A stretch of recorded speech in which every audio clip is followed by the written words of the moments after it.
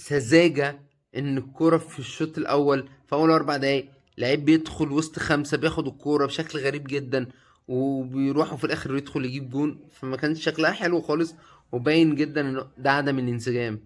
بص، لازم تعترف ان حسام حسن مدرب جامد وجريء جدا وعنده دماغ عالية جدا. هو راح وخسر، كلام جميل جدا. هو مقعد مين على الدكة؟ مقعد شوبير ومقعد الشناوي ومنزل صبحي، بيديله ثقة، بيقول له انت في حساباتي.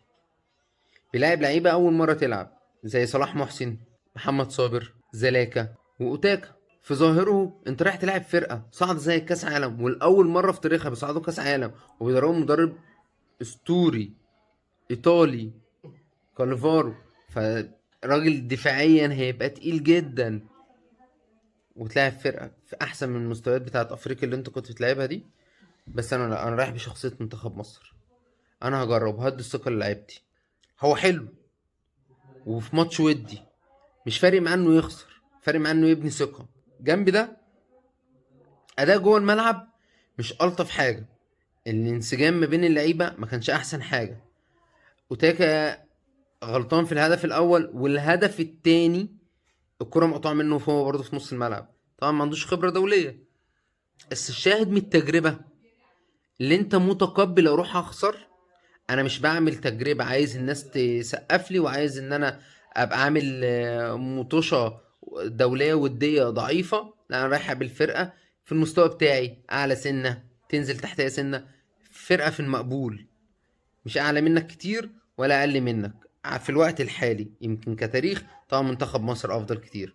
فتوح لعيب كبير جدا، اتمنى مستواه يثبت جوه نادي الزمالك، علشان فعلا فعلا هو اضافه ناحيه الشمال للكره المصريه.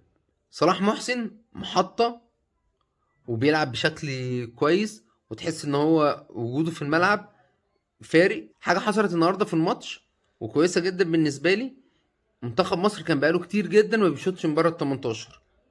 اسامه فيصل النهارده شاط كوره، ومحمد صابر لاعب زد شاط كوره برضو، اللي هي كانت في اخر الماتش واللي خدنا منها ركنيه. مش مهم ان انت ما جبتش جون، مش مهم خالص. المهم ان في حاجه متقاله، وان في كوره بتتقدم، وان في كوره بتطلع بيها من تحت. طبعا عندنا مشكله دفاعيه باينه جدا، هو محتاجين نشتغل عليها. طبعا سذاجه ان الكوره في الشوط الاول في اول 4 دقايق لعيب بيدخل وسط 5 بياخد الكوره بشكل غريب جدا، وبيروحوا في الاخر يدخل يجيب جون، فما كانش شكلها حلو خالص. وباين جدا ان ده عدم الانسجام، مش بيكلموا بعض، ما بيلعبوش مع بعض كتير. ودي فايدة المباراة الودية. ما تزعلش، ما تتضايقش ان منتخب مصر خسر، دي حاجة صحية وحاجة لازم تحصل. ويا ريت الماتش الجاي يبقى اقوى من الماتش ده، والنتيجة تبقى افضل، ونقعد نتعلم بدل ما بنتعلم في مطوشة رسمية وبنمشي في الآخر معيطين. ارمي ثرو.